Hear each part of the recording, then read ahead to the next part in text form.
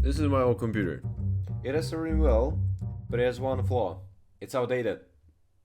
So that's why I decided to build a new computer that's gonna run anything, everything, and whatever I want. This is the CPU, AMD Ryzen 7. This is the boot drive. It's good. Here you have the motherboard, the RAM, the cooler. So cool. This is the gaming SSD. And this is the GPU, which I've taken from the old computer because it's the only decent thing for the computer.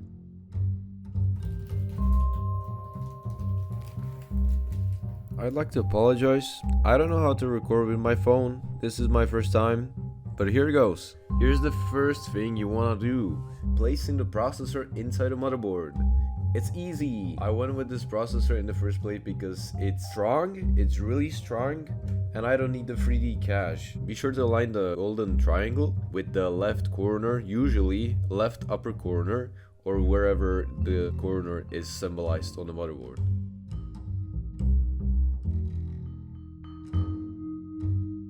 Very nice. One mistake I did is I placed the RAM in the first and the third slot, which resulted in me not booting up the computer for the first time. But it's an easy fix. Be sure to put it in the second and the fourth. When it comes to mounting and placing SSDs inside the motherboard, it's very simple, straightforward. Just slide it in and it clicks.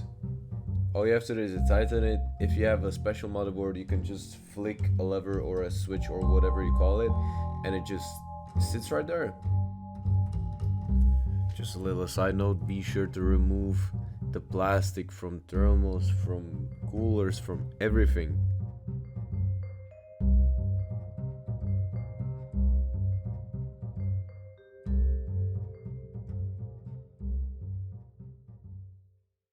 Speaking of coolers, here's what I picked.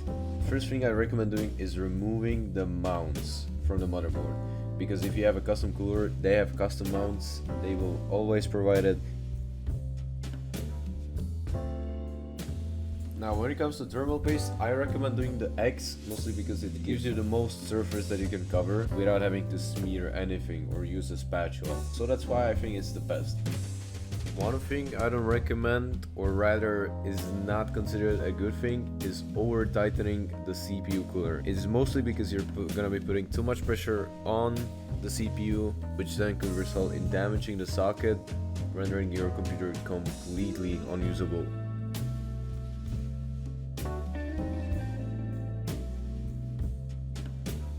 Now when it comes to mounting, you just screw the screws. It's really simple. But when it comes to cable management, I'm not even gonna talk about it.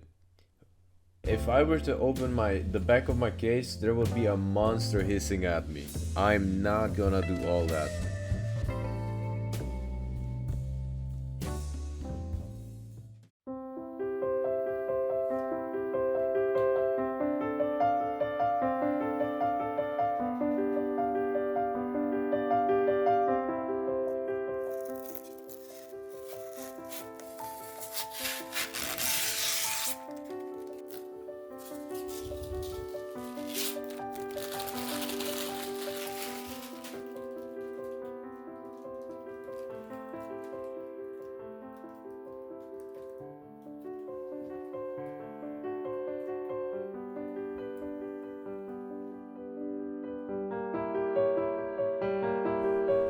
But what was the point of this video?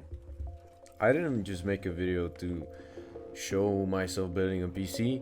No, I actually think this is the best meta computer you can get. It's not that expensive, but also not cheap. But it's, if you like the word, future-proof.